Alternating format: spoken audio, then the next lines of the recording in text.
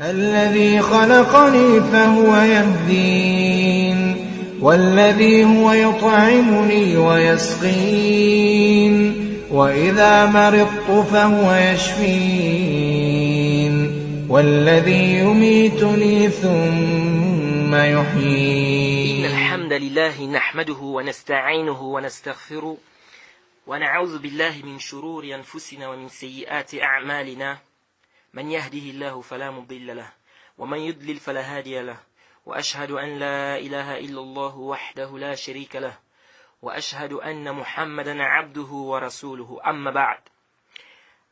Louange à Allah, le maître des circonstances, on le loue pour tout ce qu'il nous accorde et on lui demande de déverser ses grâces et ses bénédictions sur le prophète Mohammed sallallahu alayhi wa sallam, sa famille, ses compagnons et tous ceux qui l'ont suivi jusqu'au jour du jugement dernier. Alors nous revenons dans le cadre de notre mise en garde contre le frère Ben Halima et là nous sommes dans la deuxième partie. Alors nous nous sommes arrêtés sur les déviations de ce nommé Ben Halima. Et parmi les déviations, on avait cité ici ces déviations au niveau de quoi? De l'interprétation des rêves. Alors, ce Ben Halima, il prétend que si quelqu'un voit des serpents en rêve, cela prouve qu'il a été ensorcelé. Il vous dit, je dis bien tout ce que je vous dis là sur Ben Halima, vous pouvez le trouver sur le net, dans ses audios. Vous frappez sur le net, vous allez trouver ces audios propres où il explique toutes ces choses-là que je suis en train de vous dire. Je n'invente rien du tout. Et vous allez voir qu'il a nommé les 3 niveaux. Vous allez voir des titres, par exemple, il y a les 3 niveaux, les méthodes de Ruqya, etc. Vous trouvez ça sur le net. Vous pouvez très bien vérifier ce que je suis en train de dire. Il dit ceci, dans ses audios. Il dit, si on fait des sacrifices contre vous, vous allez rêver des bœufs, ou bien des vaches, ou d'autres bêtes de sacrifices. Il dit, si on vous attache dans la sorcellerie, vous allez rêver qu'on vous poursuit. Il dit, si on vous envoie des djinns, vous rêvez des chiens. Il dit, si on met la sorcellerie dans l'eau, vous rêvez de l'eau. Si on met la sorcellerie sur un arbre, vous rêvez que vous tombez du haut. C'est-à-dire vous tombez d'un endroit un peu très élevé. Si on met la sorcellerie au cimetière, vous rêvez des morts. Si on prend les traces de vos pas pour faire de la sorcellerie, vous rêvez des voitures. Si on vous envoie des djinns pour bloquer l'enfantement, etc., vous faites des rêves érotiques ou des rêves sexuels. Bon, regardez comment les gens sont en train de s'égarer. Regardez comment il interprète les rêves des gens. Est-ce que vous voyez la gravité? Donc, quelqu'un ne peut plus faire un mauvais rêve. On va dire quoi? Il a été ensorcelé. Parce qu'il a fait un mauvais rêve. Donc, si quelqu'un fait un mauvais rêve où il voit des chiens, c'est qu'il est ensorcelé. Il a été ensorcelé. Si quelqu'un fait un mauvais rêve où il voit qu'il est en train de tomber ou bien on le poursuit, c'est qu'il est ensorcelé. Mais tout ça, Ben Halim a eu tout ça où? Aucun dalil dans ça. Aucun dalil dans ce que quoi? Dans ce que Ben Halima est en train de rapporter. Et j'aimerais vous dire quelque chose qui est très important ici concernant l'interprétation des rêves. Et ça, c'est important parce que ça va beaucoup vous aider à voir déjà les déviations de ce frère-là, Ben Halima. Tous les livres que vous voyez, où on vous parle des interprétations des rêves, on ne peut pas affirmer avec exactitude, avec certitude que c'est ça l'interprétation du rêve. Ce n'est pas le wahi, ce n'est pas une révélation à tel point que on va dire que non, ça vient du ciel, tout ce que tu dis là, c'est vrai. C'est un ijtihad. C'est pourquoi c'est venu dans le Sahih al-Bukhari. Vous savez, Abu Bakr Siddiq, il a interprété le rêve de quelqu'un. Et le prophète lui a dit, Asabta fi ba'd wa akhta'ta fi ba'd. C'est-à-dire, il y a certaines choses que tu as dit qui étaient correctes, et il y a d'autres où tu as fait des erreurs. Ça c'est qui? Ça c'est Abu Bakr Siddiq, le meilleur des compagnons. Il a interprété le rêve, mais il s'est trompé. Maintenant, que dire d'un Ben Halim? Que dire d'un Ben Halim? Sincèrement, les frères, ne perdez pas votre temps avec quelqu'un de ce genre. Ne prenez pas votre temps avec quelqu'un de ce genre. Parce que toi, tu viens affirmer, tu dis si quelqu'un voit ça, ça veut dire que la sorcellerie, c'est ça. Si quelqu'un voit ça, ça veut dire que qui t'a dit ça? Tu as vu ça dans quel kitab, dans quel livre? Et pour la petite histoire, je profite à rappeler aux frères. Le livre qu'on dit le Tafsir al-Ahlam, c'est-à-dire l'interprétation des rêves, le livre qu'on a attribué à Mohammed ibn Sirin, c'est pas Mohammed ibn Sirin qui a écrit ce livre-là. La personne qui a écrit ce livre-là s'appelle Abu Sa'd al-Wa'iz Abdul Malik ibn Abi Osman al-Kharkouchi. C'est lui qui a écrit le livre. Mohammed ibn Sirin n'a jamais écrit un livre qu'on appelait Tafsir al-Ahlam. Et je vous mets en garde contre ce livre parce que vous avez des histoires graves dans ce livre-là. Beaucoup des histoires ne sont pas fondées dans ce livre, des histoires d'Aïfa, des histoires qui n'ont pas de as, pas de isnad. Comme par exemple l'histoire qu'on rapporte beaucoup, on rapporte ça beaucoup aux gens, soit disant que quelqu'un est venu voir Mohammed ibn Sirin, il lui a dit qu'il a fait un rêve, où il a vu, il faisait l'azan, il y a une autre personne qui est venue, s'il a fait un rêve, il faisait l'azan, et Mohammed ibn Sirin a dit à un que toi, on va te couper la main, tu es un voleur, et toi tu vas faire le pèlerinage. Ça c'est une histoire, la isnad alaha. Comme on dit, shibhur rih. C'est-à-dire que ça n'a pas de chaîne de transmission. Et là-dedans, vous allez trouver qu'il y a même des histoires qui sont munkara, c'est-à-dire que des histoires même qui ont des mauvais sens. Comme lesquelles, parmi lesquelles, par exemple, on va te dire qu'il y a quelqu'un qui est venu un jour, il a demandé à Allah subhanahu wa ta'ala, il a fait un dua pour Adam alayhi salam. Et Allah a dit à Adam que j'étais pardonné à cause de l'invocation de ce vieux-là ou de cette personne. Regardez un peu ça. Les histoires comme ça qui sont dans ce livre, Tafsir Ahlam. Est-ce que c'est maintenant les gens qui intercèdent pour les prophètes, c'est plus les prophètes qui intercèdent pour les gens, c'est maintenant les gens qui intercèdent pour les prophètes. Vous voyez? Donc faites attention avec l'histoire de quoi? De l'interprétation des rêves. Les livres que vous voyez par-ci et par-là, vous prenez, oh non, si tu vois le chien, ça veut dire que c'est ça, et parfois ça cause même des problèmes dans les familles. Vous voyez? Et aussi, c'est comme me disait un jour un frère, il dit, si quelqu'un il voit qu'il est en train de pleurer en rêve, ça veut dire qu'il aurait un malheur. Écoutez, hein? Il dit si quelqu'un voit qu'il est en train de pleurer dans un rêve, ça veut dire qu'il aurait un malheur. Pourquoi? Parce qu'il dit les pleurs c'est un mauvais signe en fait. Quand quelqu'un pleure c'est un mauvais signe. J'ai dit non, c'est faux. Quelqu'un peut pleurer de joie. Vous connaissez tous l'histoire d'Abu Bakr. Je pense qu'il est venu dans le Sahih al-Bukhari. Lorsque le prophète a fait l'émigration, l'hégire, la hijra, Abu Bakr Siddiq, quand le prophète lui a dit que c'est lui qui va l'accompagner, Abu Bakr Siddiq a pleuré. Il a pleuré. Il a pleuré de quoi? De joie. Donc, pleurer n'est pas forcément un signe de quoi? De malheur. Donc, pourquoi si quelqu'un pleure en rêve, tu vas forcément dire que non, parce qu'il a pleuré, donc ça veut dire qu'il y aurait un malheur. Vous voyez? Donc, c'est toutes des interprétations des rêves. On doit faire très, très attention. Et aussi, je voudrais rappeler aussi un autre point qui est important, qui fait partie également des déviations de Ben Halim. Il dit que le mauvais œil doit se soigner de la même manière qu'il a expliqué précédemment, comme la magie et la possession, etc. Le mauvais œil, le ayn, donc ça doit se soigner comme il a expliqué, c'est-à-dire que tu vas prendre de l'eau, tu vas lire le Coran à l'intérieur, ensuite tu vas prendre de l'huile, tu vas frotter, etc., etc. Il dit même dans ces audios même que tu prends de l'eau là, tu verses ça dans la maison, tu verses ça au niveau des fenêtres, tu asperges la maison avec. On ne sait pas où il est parti chercher toutes ces choses-là. Mais moi je voudrais dire ceci. Le prophète nous a enseigné comment il faut soigner le ayn, le mauvais œil. Il nous a montré. Toi, tu amènes une façon, tu n'expliques même pas aux gens ce que le prophète Mohammed a dit de faire concernant le mauvais œil. Le prophète nous dit quelqu'un qui est victime d'un mauvais œil. Le prophète dit quoi? Il dit que la personne qui a eu à faire le mauvais œil à cette personne, il doit se laver ou faire les ablutions. Et lui, il va prendre cette eau-là et faire quoi? Et se laver avec. C'est bien dans Abi Daoud et bien d'autres hadiths authentiques. Mais toi, tu demandes aux gens de lire dans de l'eau, de prendre de l'eau, de verser ça au corps, de verser dans la maison. Tout ceci, on ne sait pas où tu es parti chercher cela. Et parmi les déviations également, que Ben Halim a l'habitude, bien parmi ces déviations, il fait quoi? Il fait la ruqya avec des versets spécifiques. Très bien. Il fait la ruqya ici avec des versets spécifiques et il dit que tel verset c'est pour telle maladie. Il dit tel verset c'est pour tel. Il dit qu'il a répertorié 45 versets pour 45 maladies. Donc, après la mort du prophète Mohammed, des compagnons, des tabi'in, ceux qui sont venus, après, lui il a découvert des versets, donc 45 versets qui soignent 45 maladies. Et il prétend que ces versets sont plus efficaces que d'autres. Nous allons poser la question. Il dit par exemple, donner des exemples avant d'arriver là-bas. Il dit, avant de dormir par exemple, tu vas lire les 3 couls. Tu vas lire Ayat al-Kursi. Et il dit à la fin, n'oublie pas de lire la sourate Baqara au verset 148. Il dit, n'oublie pas de lire ce verset-là à la fin. Sourate Baqara, verset 148. Qui l'a précédé dans ça? Est-ce que le prophète Mohammed, sallallahu alayhi wa sallam, quand il a montré le dua qu'on doit faire avant de dormir, il a dit, est-ce que le prophète a dit qu'à la fin, n'oubliez pas de lire la sourate Baqara, verset 148?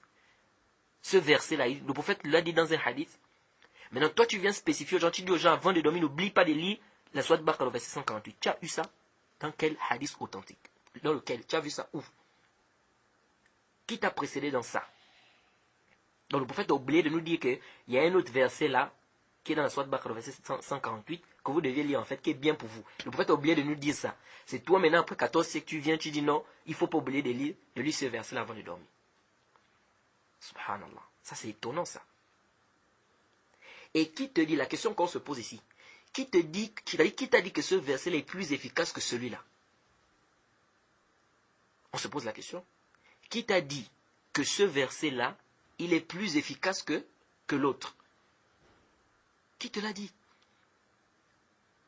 C'est à toi maintenant, c'est toi qui décides maintenant ta propre tête. Tu dis que dans le verset est plus efficace que celui-là. Le prophète Mohammed sallallahu alayhi wa sallam n'a pas fait la ruqya, il nous a pas montré comment il faut faire. C'est vrai, nous avons des versets qui sont venus où le prophète a fait la ruqya, par exemple. Quand le prophète avait été ensorcelé, il a lu Nas et Falaq. Ça a été prouvé. Le compagnon qui a eu la sourate Fatiha. Mais dire maintenant qu'il y a des versets spécifiques qui conviennent à certaines maladies et qui sont plus efficaces que d'autres, il faut apporter des preuves. Allah était plus que clair dans le Coran. وَقُلْ جَاءَ الْحَقُّ وَزَهَقَ الْبَاطِلِ إِنَّ الْبَاطِلَ كَانَ زَهُوقًا وَنُنَزِّلُ مِنَ الْقُرْآنِ مَا هُوَ شِفَاءٌ وَرَحْمَةٌ لِلْمُؤْمِنِينَ وَلَا يَزِيدُ الظَّالِمِينَ إِلَّا خَسَارًا. Allah était plus que clair dans le Coran. La vérité est arrivée, le mensonge a disparu. Car le mensonge est appelé à disparaître. Et nous avons fait descendre dans ce Coran ce qui est une guérison et une miséricorde pour les croyants. Une guérison. C'est-à-dire le Coran est shifa. Tout le Coran est une guérison. Tout le Coran est une guérison. Donc ça veut dire que peu importe le verset que tu vas utiliser pour faire la ruqya.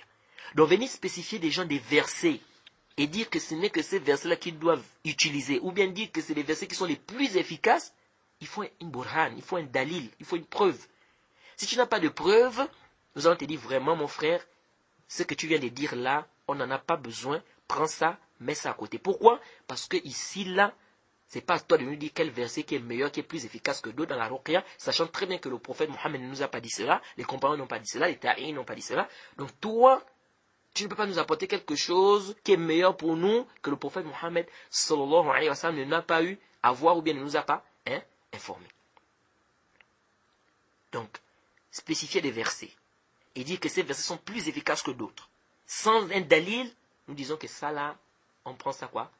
On met ça là, on rejette ça avec la toute dernière énergie. Je dis bien on rejette avec la toute dernière énergie. Il dit encore des choses parmi les déviations de ce Ben Halima. Qu'est-ce qu'il dit? Il dit si tu vois un djinn, tu le fixes. C'est-à-dire que le djinn, il a pris la forme, par exemple, d'une personne.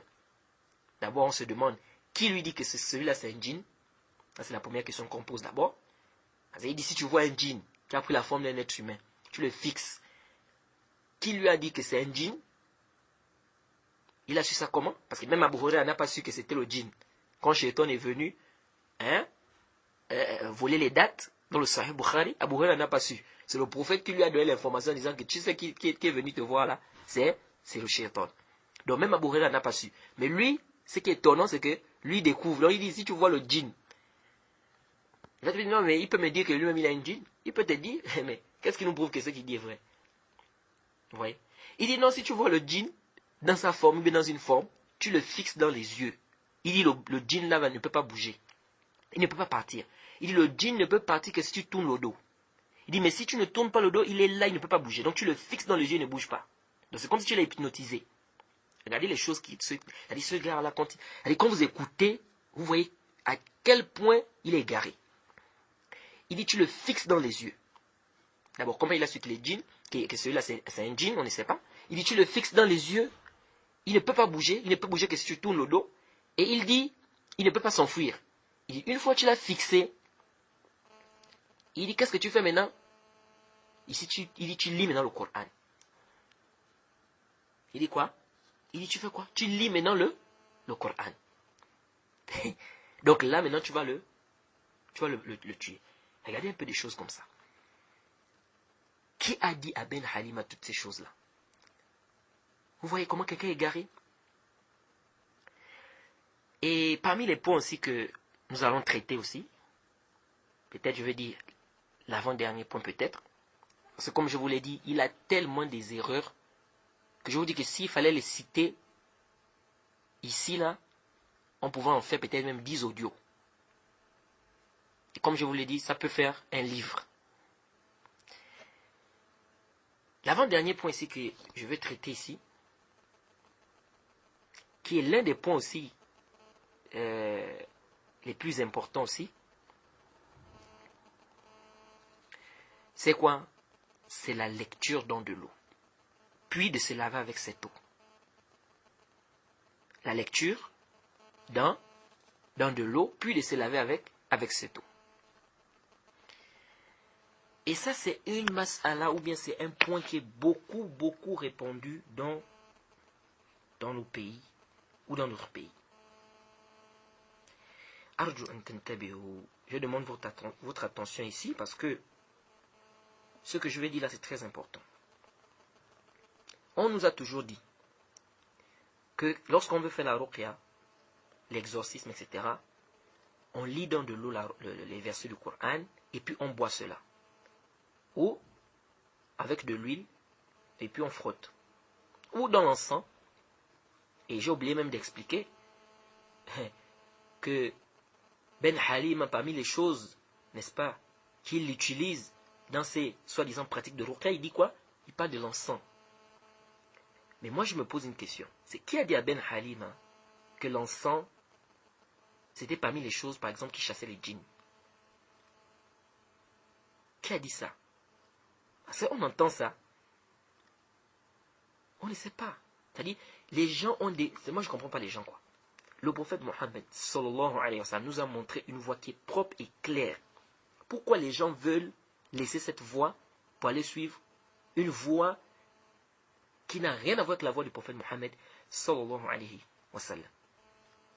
Alors, je reviens pour dire ceci, que on a souvent entendu que il faut lire dans de l'eau, après on frotte, et bien après on boit, et bien après on se lave avec. Et sincèrement, oui, nous disons il y a des grands savants qui l'ont dit. Nous disons oui, il y a des grands savants qui l'ont dit.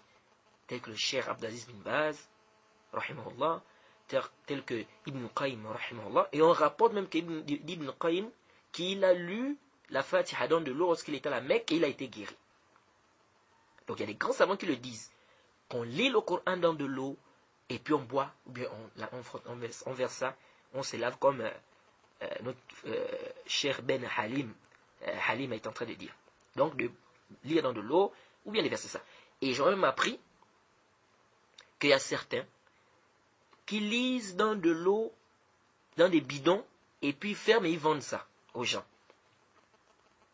Bon, quand vous regardez un peu la voie des salafs, quand vous regardez un peu les compagnons du prophète, quand vous regardez un peu les tabi'in, ils faisaient ça. Ils lisaient dans de l'eau, ils mettaient ça dans des bidons, et puis ils vendaient ça aux gens. C'est-à-dire, je ne comprends pas les gens. Ici, là, nous avons un hadith, dans lequel certains savants s'appuient, bien un hadith que beaucoup de gens disent, que ça montre qu'on peut lire dans de l'eau. Comme je vous l'ai dit, il y a des grands savants qui le disent. Mais après avoir fait des recherches, on s'est rendu compte que cette parole n'a pas de dalil. Je répète, cette parole n'a pas de dalil. Il n'y a aucun dalil authentique, clair, sur le sujet. Nous disons que quand on veut faire la ruqya, on doit lire dans de l'eau. Je répète, il n'y a aucun dalil authentique. Et ne venez pas nous dire, que quelqu'un ne vienne pas nous dire, non mais il y a tel cheikh qui a dit, là. Parce que ce qui est muqarrar inda ahli sunna wal jama'a, parmi les choses qui sont reconnues chez les gens de la sunna, c'est que le savant, il n'est pas ma'asoum. Le savant n'est pas quoi? Il n'est pas immaculé, il n'est pas infaillible. il peut dire quelque chose qui est vrai, comme il peut se tromper. Qu'est-ce qui va nous départager? Comme dit le Cheikh Al-Albani, rahimahullah, il dit, Allah dit dans le Coran, فَإِن تَنَازَعْتُمْ فِي شَيْءٍ فَرُدُّوهُ إِلَى اللَّهِ وَالرَّسُولِ إِن كُنتُمْ تُؤْمِنُونَ بِاللَّهِ وَالْيَوْمِ الْآخِرِ. وَالْيَوْمِ الْآخِرِ. Allah était plus que clair. Il dit, si vous discutez, vous divergez sur quoi que ce soit, soit Nisa verset 59 si je ne m'abuse, si vous discutez ou vous divergez sur quoi que ce soit, revenez vers Allah et son messager, si vous êtes réellement croyant. Allah nous a demandé de revenir vers qui? Il n'a pas demandé de venir vers quelqu'un.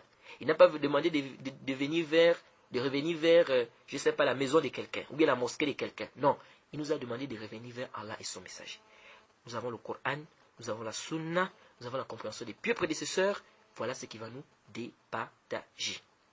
Mais quant au fait de dire, tel cheikh a dit, ou un autre cheikh a dit, les frères, ça c'est pas un dalil. C'est pas ça le dalil. Le dalil, tu dois me dire, le prophète a dit, Allah a dit. Les compagnons ont expliqué comme ça, mais ils ont dit comme ça. Mais venir me dire que tel cheikh a dit ça et prendre cela comme étant un dalil en soi, nous disons non. Ça fait partie du manhaj des gens de la sunna. Et toute personne qui a cette compréhension, toute personne qui a ce manhaj, qui sache qu'il est en erreur de penser que la parole d'un cheikh est un dalil en soi. Non. Alors, je l'ai bien dit tout à l'heure que les grands savants le disent. Il y a des grands savants qui ont dit qu'on peut lire dans de l'eau, etc., etc. Ça, on ne disconvient pas. Mais quels sont les dalils? Il y a un hadith qui est venu dans les Sunan. Abi Daoud, Nasa'i et bien d'autres. Le hadith de Thabit ibn Qais, ibn Shammas. Le hadith, il est min tariq Yusuf ibn Muhammad ibn Thabit ibn Qais. An abihi, an jaddihi, marfu'an. Il dit, Anna Rasulullah sallallahu alayhi wa sallam dakhala alayhi, wa huwa marid. C'est-à-dire, le prophète est rentré chez Qais, wa huwa marid. Il était malade. فقال اكشف البأس رب الناس عن ثابت ابن قيس ابن شماس ثم أخذ ترابا من بطحان فجعل في قدح ثم نفس عليه بماء وصبه عليه. انتبه, ici il a fait très attention ici. Et je demande votre attention. On nous dit ceci dans ce hadith, que le prophète est rentré chez Qais. Il était malade. Le prophète a fait une invocation, disant à Allah que enlève, épargne le mal au Seigneur des hommes, etc., etc. Il dit, puis il a pris de la terre de Bouthan. Il a pris de la terre de Bouthan. Il a mis ça dans un récipient. Il dit, puis, nafasa alayhi bima.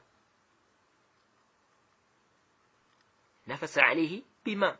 C'est-à-dire qu'il a mis de l'eau à l'intérieur.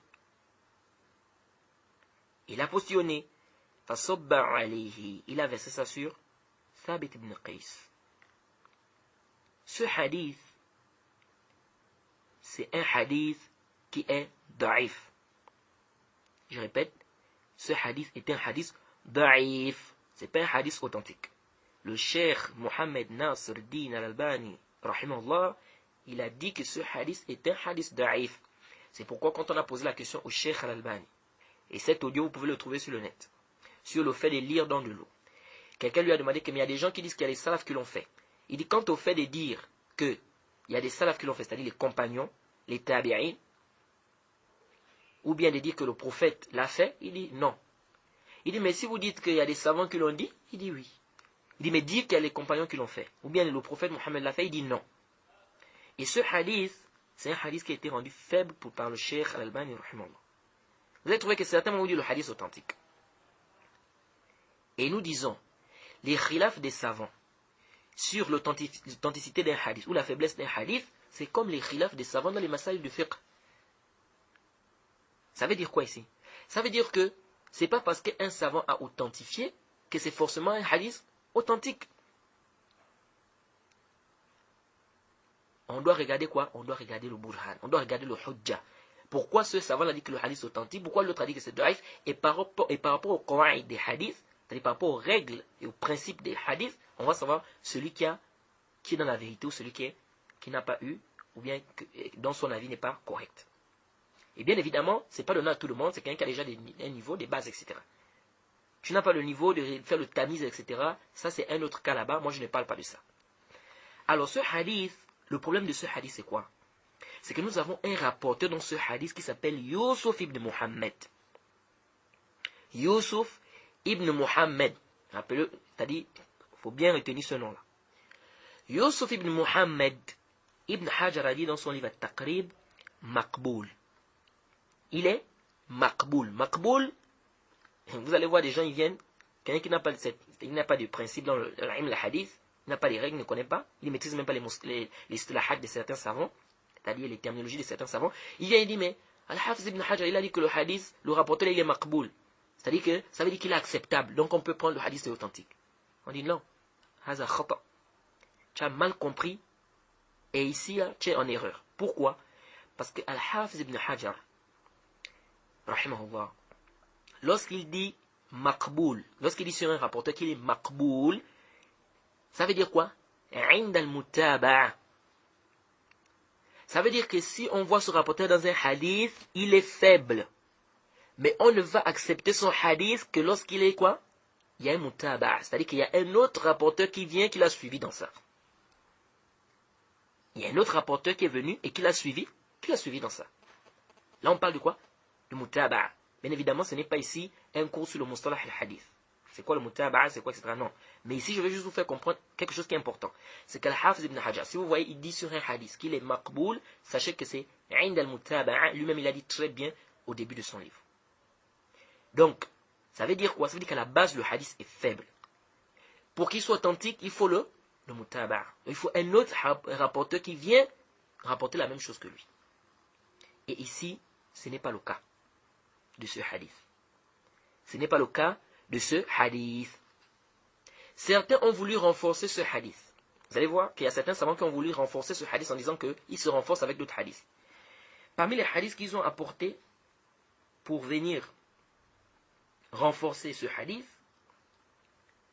c'est un hadith qui a été authentifié par le cheikh Al-Albani, rahimahullah. Ce hadith, si je ne m'abuse, il est dans le Tabarani.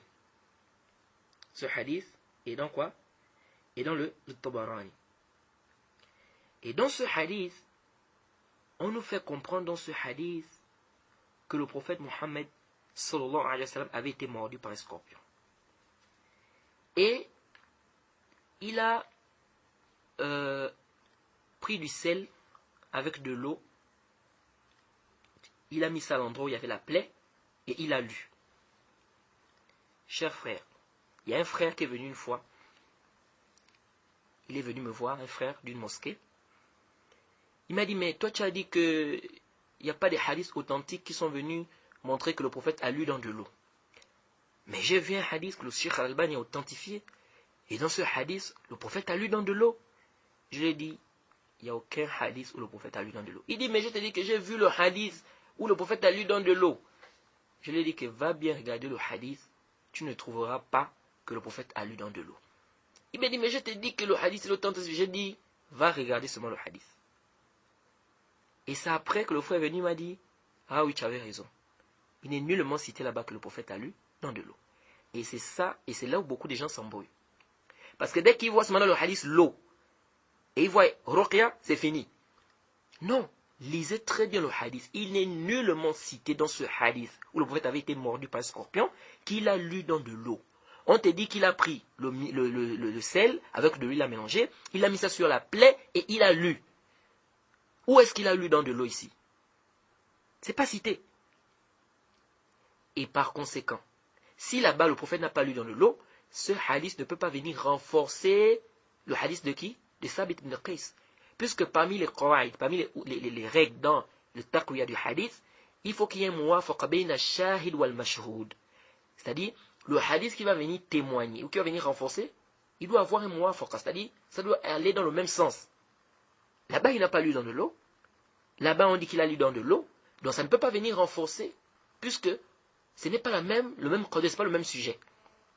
Il faut que là-bas, on nous dise aussi qu'il a lu dans de l'eau. Et là-bas aussi, dans de l'eau, là où ça peut se renforcer. Et là aussi, beaucoup de gens, peut-être ignorent, ou beaucoup de gens ignorent certaines choses ici, sur ce point-là du hadith de lire dans de l'eau, regardez le hadith de Thabit ibn Qais, qu'on a cité, le premier hadith. Les frères, lisez bien le hadith. Vous ne voyez nulle part, c'est-à-dire, ça c'est si on accepte même que le hadith est authentique. Parce qu'on a dit que c'est un hadith da'if. Pourquoi? Parce qu'il y a un rapporteur à l'intérieur qui est majhoul. Yusuf ibn Muhammad, il est inconnu, on ne le connaît pas. Et donc, il ne peut être authentique que s'il y a un autre rapporteur qui vient renforcer ce qu'il a eu à dire. Donc, un rapporteur qui est majhoul, il est majhoul hal, comme dit le Cheikh Al-Albani, et quelqu'un qui est majhoul, c'est-à-dire qu'on ne connaît pas sa situation, le hadith c'est quoi? Et da'if. Un majhoul hal, c'est un rapporteur dont une personne a rapporté de lui et il n'y a pas de tawsir. Et deux personnes plutôt ont rapporté de lui et il n'a pas de tawsir. C'est-à-dire, il n'y a pas un rapporteur il n'y a pas un savant qui a fait ses éloges. Donc lui, il est quoi? Majhoul al-hal. C'est-à-dire, on ne connaît pas sa situation. Et donc, quand on ne connaît pas la situation de quelqu'un, on ne sait pas si c'est un menteur ou si c'est pas un menteur, s'il a des problèmes de mémoire, il n'a pas de problèmes de mémoire, on ne sait pas. Donc, on ne peut pas prendre des hadiths d'une personne qui vient, qui nous rapporte quelque chose dont on ne connaît pas sa situation. Raison pour laquelle les savants des hadiths ont daïfé ce hadith. Maintenant, je reviens pour dire, même ce hadith-là, qu'on a dit tout à l'heure qu'il est daïf, le premier hadith, quand vous revenez dans le matin du hadith, lisez le matin du hadith, les frères, vous ne voyez pas là où il est dit que le prophète a lu dans de l'eau.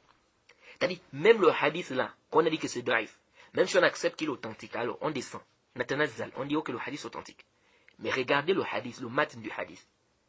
Où est-ce qu'il est cité que le prophète a lu filma? C'est cité où dans le hadith? Oui.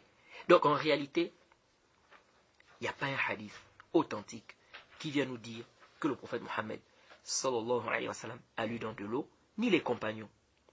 Et ce qu'on rapporte aussi d'Aïcha, soit disant qu'Aïcha avait permis qu'on peut lire dans de l'eau, etc.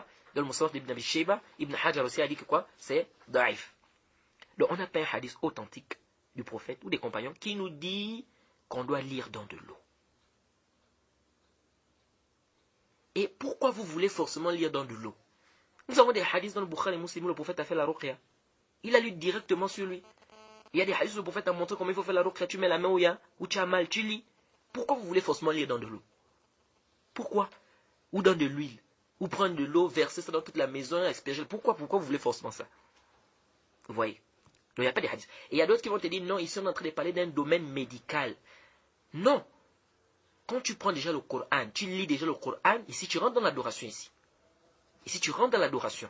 Tabi. Parce qu'il y a des gens, c'est ça, ils veulent embrouiller les gens avec. Comme Ben Halim a dit, non, ici on est en train de parler d'un domaine médical. Non, Yahri. Ici tu prends déjà le Coran, ici c'est une adoration ici. C'est une adoration. Et comme vous le savez, l'adoration, elle est tawqifiyya. Le prophète Mohammed, sallallahu alayhi wa sallam, il a été ensorcelé, il a fait la ruqya. Le prophète a montré comment il faut faire la ruqya dans des hadiths clairs, propres. Pourquoi le prophète n'a pas orienté ses compagnons? Pourquoi le prophète lui-même n'a pas fait ça? Vous voyez? Donc les frères, comme je vous l'ai dit, c'est vrai qu'il y a des savants qui l'ont dit, mais comme on dit toujours, et ça c'est une règle, kullu yu'khaz min qawlihi wa yurad illa sahib hadha al-qabr, comme l'a dit l'imam Malik. Ça c'est un principe qui est chez les gens de la sunna. Toute personne on peut prendre de lui comme on peut rejeter, sauf le prophète Mohammed sallallahu alayhi wa sallam. C'est-à-dire ta parole, elle peut être prise en considération, comme elle peut ne pas être prise en considération. Mais la parole du prophète, on doit faire quoi? On doit faire le taslim, on doit prendre la parole du prophète. Donc, c'est vrai, il y a des savants qui l'ont dit, mais il n'y a pas de dalil authentique. C'est pourquoi le Cheikh Al-Albani, rahimahullah, il dit qu'on ne doit pas lire dans de l'eau, parce qu'il n'y a aucun dalil qui vient nous prouver que nous devons lire dans de l'eau. Aucun dalil authentique qui vient prouver qu'on doit lire dans de l'eau. Donc, ce que Ben Halim a fait au pays, dire aux frères de lire dans de l'eau, dans des bidons, ou je ne sais pas dans quoi, de se laver avec, de verser dans la maison, de causes comme ça, frotter au corps de l'huile, tout ceci, les compagnons n'ont pas fait cela, le prophète n'a pas fait cela. Le prophète nous a montré, nous a tracé une voie propre et claire, les frères. Il nous a montré comment il faut faire la ruqya. Le prophète pouvait très bien dire aux compagnons que prenez l'eau, lisez dans de l'eau, et puis versez ça dans les maisons, frottez ça au corps, lavez-vous avec. Le prophète pouvait très bien le dire. Il ne l'a pas fait. Le prophète a fait quoi? Il a lu directement sur le corps. Et puis vous voyez qu'il y a des gens aujourd'hui, ils vont venir te dire, mais oh, donc c'est comme ça la ruqya. On lit seulement comme ça. Mais tu lis directement, qu'est-ce que tu veux? Les gens, quand on complique les choses, quand on amène des trucs, machin, etc., ils aiment ça. Mais quand on leur dit quelque chose de simple, ils disent non, là il y a un problème. Pourquoi c'est trop simple comme ça? Mais non, mais c'est comme ça que le prophète a fait. Lisez. dans le Sahih Bukhari, Muslim, des hadiths clairs où le prophète a fait la ruqya directement comme ça sur lui. Des hadiths où le prophète nous a dit, tu mets la main là où tu as mal, tu lis comme ça. Donc le prophète n'a pas orienté dans dire à quelqu'un de prendre de l'eau, de lire à l'intérieur, ou bien de prendre de l'huile, de lire à l'intérieur, de frotter sur son corps, et puis de ne pas oublier de lire la sourate Baqarah verset 148. Le prophète n'a pas dit de faire ça. Donc les frères, comme je vous l'ai dit au début, فَإِنَّ خَيْرَ الْهَدِي هَدِي Muhammad sallallahu alayhi wa sallam. La meilleure voie, c'est la voie du prophète. Le prophète lui-même l'a dit. فإن خير الكلام صحيح مسلم فإن خير الكلام كلام الله وخير الهدي هدي محمد صلى الله عليه وسلم. La meilleure parole c'est la parole d'Allah. La meilleure voie c'est la voie du prophète. Suivez la voie du prophète Mohammed sallallahu alayhi wa sallam les frères. Écartez-vous des choses qu'on vous apporte qui n'ont pas de asl, qui n'ont pas de preuve.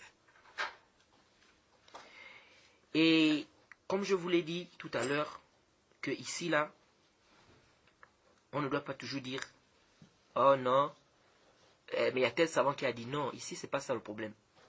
Ici, maintenant, c'est un problème des arguments. Quels sont les arguments qu'ils ont avancés pour justifier cela? Et on regarde. Si les arguments sont convaincants, c'est solide, c'est prouvé, on prend. Si ce n'est pas convaincant, ce n'est pas solide, on laisse. Et quand on laisse, on va prendre la parole des autres savants. Vous voyez? Donc ici, il faut faire la part des choses. Ce n'est pas toute divergence, ou bien ce n'est pas tout sujet où il y a des paroles qui diffèrent, où forcément on va dire que chacun prend ce qu'il veut, ou bien chacun fait ce qu'il veut. Non, ça c'est pas un manhaj, et c'est pas le manhaj de quoi? Les gens de la sunna.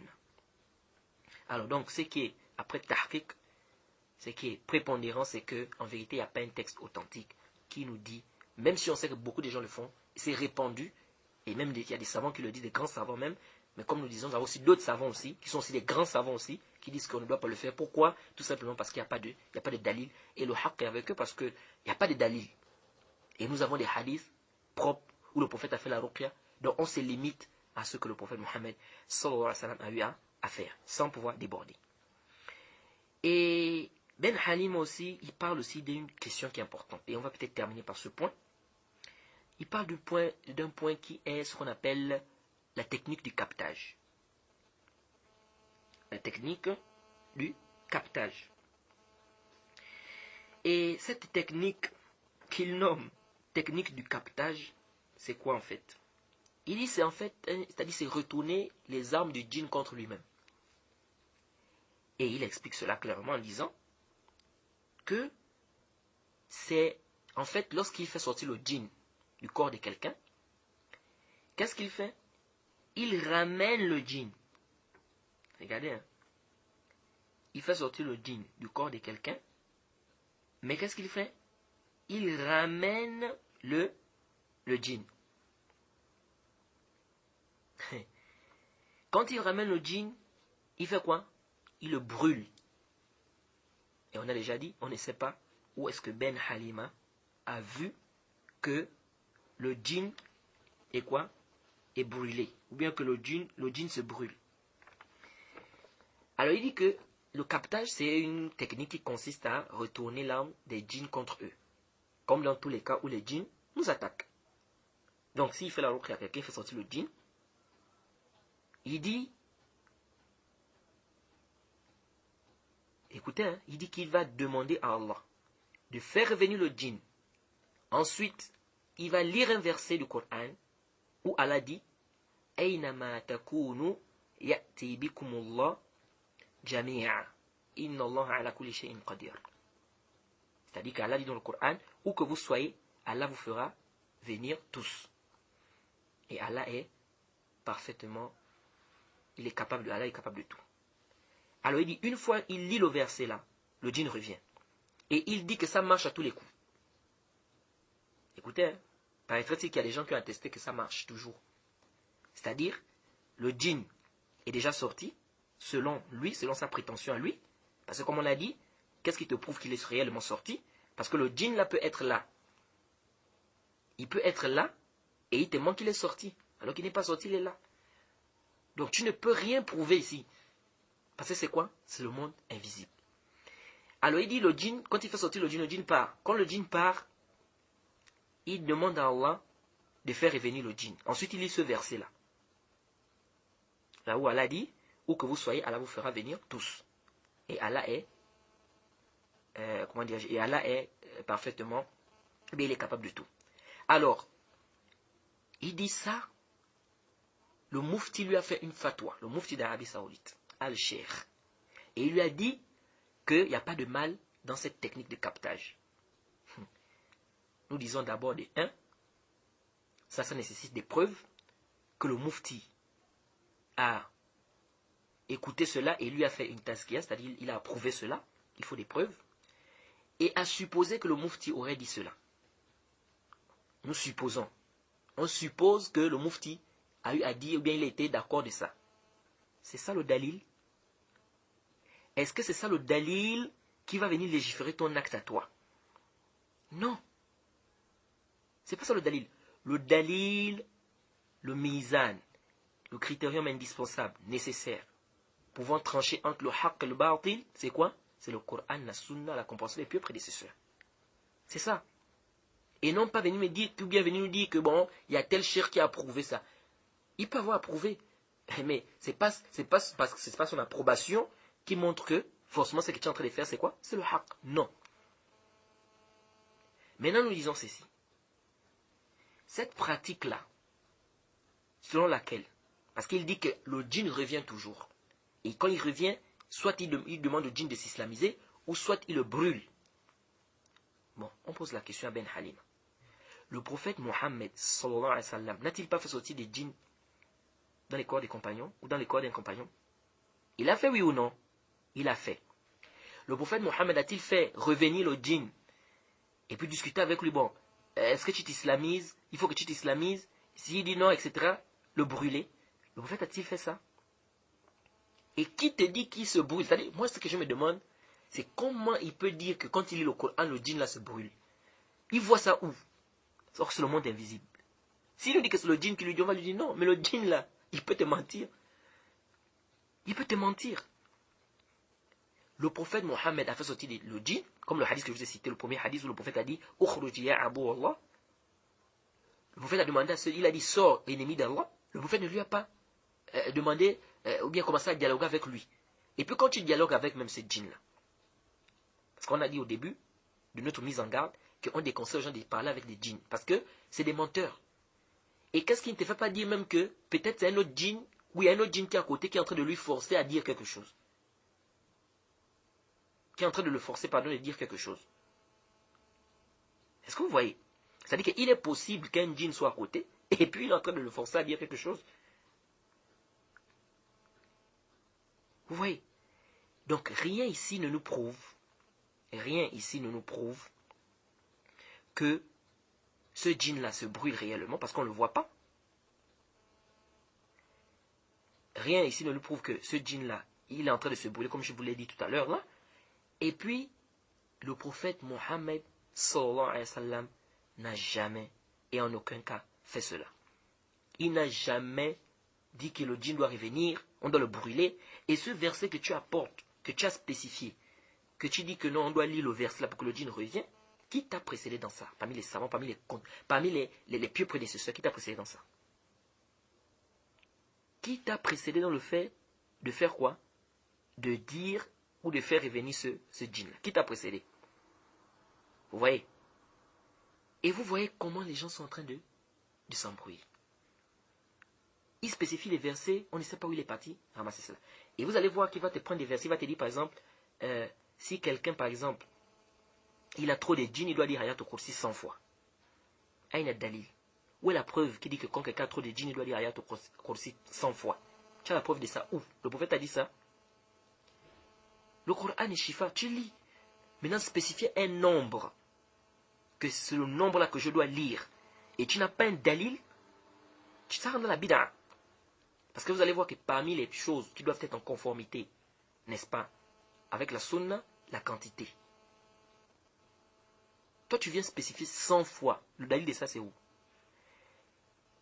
Et si tu as des problèmes des yeux, il va te prendre des versets qui parlent des yeux dans le Coran. Si c'est un pacte des ancêtres qui a été fait sur toi, il dit non, on va te demander de lire Inna salati wa nusuki wa mahyaya wa mamati lillahi. Regardez, hein. Il dit on va lire le verset là. cette ma prière, mon immolation, ma vie, etc. C'est pour Allah subhanahu wa ta'ala. Voilà le verset que tu vois ici, si c'est l'impact des ancêtres. Il dit si c'est un enfant handicapé qui ne marche pas, on va lire le verset où Allah dit وَلَقَدْ خَلَقْنَا الْإِنسَانَ فِي أَحْسَنِ تَقْوِيمٍ. On a créé l'homme dans la forme la plus parfaite. Hein? Donc il dit ce sont ces genres de versets là que tu vas lire. Et si on a mis la sorcellerie dans une marmite, peut-être tes cheveux, machin, etc. On a mis ça dans une grande marmite, tu vas lire وَقَدِمْنَا إِلَى مَا عَمِلُوا مِنَ عَمَلٍ فَجَعَلْنَاهُ هَبَاءً مَنْثُورًا. Où Allah a dit, nous allons prendre les œuvres qu'ils ont eu à faire et nous allons faire quoi? Anéantir cela. Regardez, hein. Donc il joue avec des versets. Il prend des versets et il veut venir, c'est-à-dire spécifier ça pour certaines maladies. Allah est en train de parler des œuvres des mécréants. Lui, maintenant, il amène ça dans sa ruqya ou dans ces trucs de charlatanisme.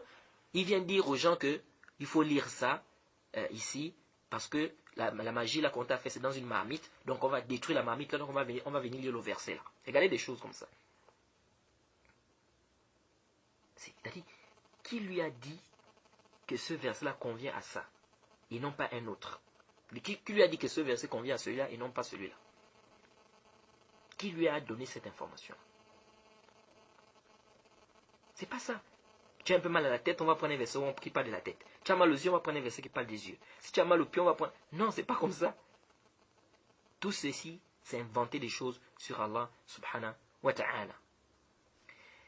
Alors, quant à la technique de captage, nous disons tout simplement que cette technique de captage ne fait pas partie de la voie de nos pieux prédécesseurs.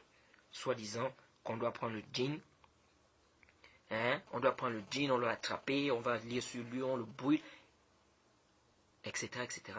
Le prophète nous enseigne qu'il faut faire la ruqya. On fait la ruqya pour faire sortir le djinn. Maintenant, s'il y avait un bien dans ça, d'attraper le djinn, le brûler comme toi tu dis, on ne sait pas qui lui dit que le djinn se brûle, l'attraper, le brûler comme tu dis là, le prophète devait nous le dire. Ou de le tuer, le prophète devait nous le dire. Le prophète ne nous a pas enseigné cela. La meilleure voie, c'est la voie du prophète Mohammed sallallahu alayhi wa sallam. Donc les frères, je vous déconseille, avec la toute dernière énergie, de ne pas se lancer dans ce genre de pratique qui n'est pas clair. Parce que lui dit non, et si c'est clair, c'est le Coran. Non, il ne sait pas que même les charlatans, ils travaillent avec des versets du Coran, des hadiths.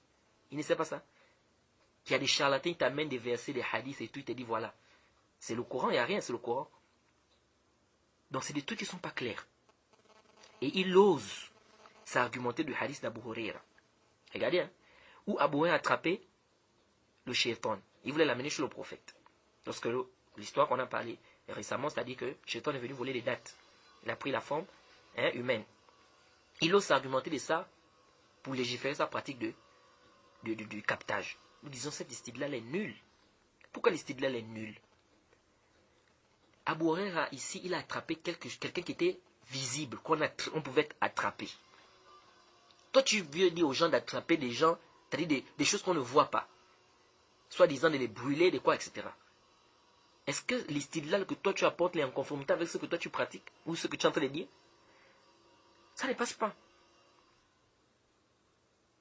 Et puis, le prophète Mohammed a fait sortir le djinn dans le corps de ce compagnon-là. Pourquoi le prophète ne l'a pas fait revenir? Pourquoi le prophète ne... Et puis, regardez, hein. Il dit non, tu vas discuter avec lui, est-ce qu'il est musulman, tu parles avec lui, tu lui fais la da'wa, jusqu'à ce qu'il va faire quoi, jusqu'à ce qu'il va s'islamiser. Mais on dit ici, le prophète Mohammed, toi tu ne peux pas être plus, tu ne peux pas aimer la guider des gens plus que le prophète. Est-ce que quand le prophète a dit à ce compagnon-là, lorsqu'il a dit que sors, quand il a fait la ruqya à ce compagnon-là, lorsqu'il a dit sors ô ennemi d'Allah, le prophète a-t-il discuté avec lui que bon, tu sors d'où, qui t'a envoyé, tu sors de quelle maison, tu es de quelle religion, est-ce que tu es musulman, est-ce que tu es chrétien? Le prophète a fait tout ça. Mais pourquoi les gens veulent se lancer dans des choses où on n'a pas les dalils? Et le prophète a déjà dit que c'est un menteur le djinn. Donc il peut très bien te mentir. Oui, c'est tel qui m'a envoyé. Ou bien c'est je suis dans tel endroit, je suis dans ce corps-là depuis 15 jours, je suis dans ce corps depuis 10 jours, 10 jours. Rien ne nous prouve de tout ça que c'est vrai. Rien. On ne peut pas baser quelque chose de sérieux sur ça. Pourquoi? Parce que tout simplement, le prophète nous a informé que c'est un menteur et c'est un djinn, en plus tu ne le vois pas. Si déjà tu es incapable de voir parfois le mensonge d'une personne que tu vois, que tu peux toucher, quel est du mensonge de quelqu'un que tu ne vois pas? Vous voyez? Donc les frères, ce frère-là, c'est un frère qui a des problèmes, hein, c'est un frère qui a des dérapages, qui est égaré, et nous nous mettons en garde contre ce frère-là, et nous disons bien avec force que ne l'écoutez pas, n'assistez pas à ses conférences, et tout ce qu'il amène comme pratique qui n'est pas prouvé par le Coran et la Sunna, nous nous désavouons de ça et nous rejetons cela avec la toute dernière énergie, tout simplement parce que ça ne fait pas partie de la voie du prophète Mohammed sallallahu alayhi wa sallam.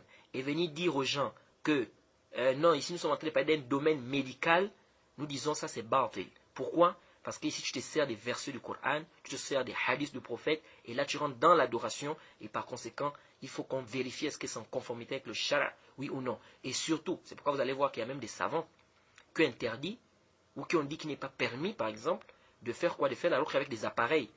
Vous allez voir les fatwas, les Daima et bien d'autres, c'est-à-dire prendre un appareil et puis on balance ça comme ça, on dit qu'on fait la ruqya. Ils disent non, pourquoi? Parce qu'ils disent la ruqya a besoin d'une niyya. Il faut l'intention. Ce qui n'est pas le cas dans ce tasdil que tu es en train de mettre, dans ce Coran qui est en train de passer là. La personne qui a lu le Coran, il a lu ça, c'était en train de faire la ruqya, il est en train de faire un tasdil du Coran. Vous voyez? Donc, ça c'est des choses qu'on doit bien comprendre. Hein? Que ici là, quand tu utilises déjà des versets du Coran, quand tu utilises déjà des hadiths du prophète, ici là tu rentres dans l'adoration. Parce que le Coran ici, c'est la lecture du Coran ici, c'est une adoration. Et par conséquent, nous devons vérifier comment est-ce que tu fais cette pratique-là. Si ce n'est pas en conformité avec le prophète, ce que le prophète a fait, si ce n'est pas en conformité avec ce que les compagnons ont fait, nous disons que c'est mardoun, nous rejetons ça sur toi et nous ne prenons pas cela. Parce que ce n'était pas connu des compagnons, ils n'avaient pas des versets spécifiques en disant non, on va faire sortir le djinn et puis il va revenir après avec un verset ou un autre verset. Et ils n'ont jamais été des spécialistes de ruqya pour dire qu'il y a un compagnon maintenant qui avait ouvert une clinique, ou bien il faisait la dawa dans les pays, partant dans des pays, ils ouvraient des cliniques de ruqya, ils faisaient payer des gens. Ça, c'était pas connu des compagnons, c'était pas connu du prophète Mohammed sallallahu alayhi wa sallam. Et nous disons que la meilleure voie, c'est la voie du prophète. Nous nous limitons à ce que le prophète nous a demandé de faire. Il ne faut pas dépasser les limites. Donc venir amener des gens des choses que les compagnons n'ont pas fait, les tabi'in n'ont pas fait, ceux qui sont venus après n'ont pas fait. Nous disons ceci, que cela est une déviation de la voie du prophète Mohammed sallallahu alayhi wa sallam. Alors, je vous remercie et j'espère que cela sera bénéfique et profitable pour les frères. Et nous demandons qu'Allah nous guide, qu'Allah nous aide, qu'Allah nous donne la compréhension de la religion. Sincèrement, les frères, il faut qu'on préserve notre religion. On ne doit pas se laisser aveugler par toute personne qui arrive, qui commence à parler parce qu'il parle un peu l'arabe, qui amène des choses, etc. Et on commence à être ébloui et on commence à le suivre dans ça, sans pour autant revenir à la compréhension des pieux prédécesseurs. Si on le fait, évidemment, on va s'égarer. C'est-à-dire que si on commence à écouter n'importe qui sans revenir vers les pieux prédécesseurs, on fait quoi? On s'égare. Et je répète encore, pour terminer, les frères qui le soutiennent.